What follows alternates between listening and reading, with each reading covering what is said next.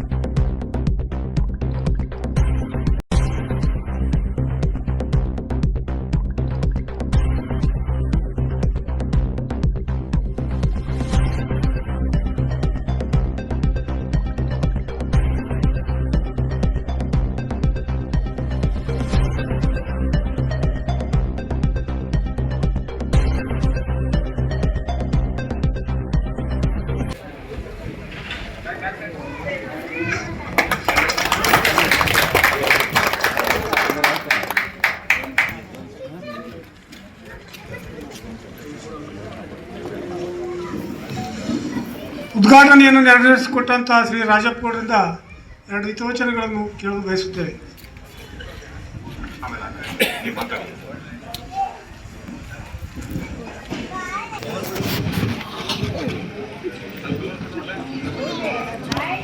Hello,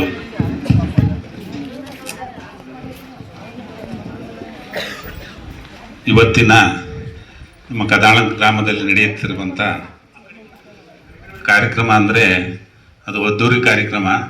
ಆ ಕಾರ್ಯಕ್ರಮಕ್ಕೆ ಮೆರುಗು ಅಂದರೆ ನಮ್ಮ ಇವತ್ತಿನ ರಿಟೈರ್ಡ್ ಆದಂಥ ವಸಂತ್ ಕುಮಾರ್ ಮಿಲ್ಟ್ರಿ ಅವ್ರುಗಳಿಗೆ ಇವತ್ತು ನಾವು ಸನ್ಮಾನ ಮಾಡಬೇಕು, ಒಂದು ಸಣ್ಣ ಪುಟ್ಟ ಕಾರ್ಯಕ್ರಮ ಮಾಡಬೇಕು ಅಂತ ಯುವಕರು, ಹುಡುಗರು, ಸ್ನೇಹಿತರೆಲ್ಲ ಸೇರಿ ಈ ಕಾರ್ಯಕ್ರಮವನ್ನು ರೂಪಿಸಿದ್ದಾರೆ. ಆಮೇಲೆ ಇದು 3ನೇ ಸರಿ ನಡೀತಾ ಇರೋದು.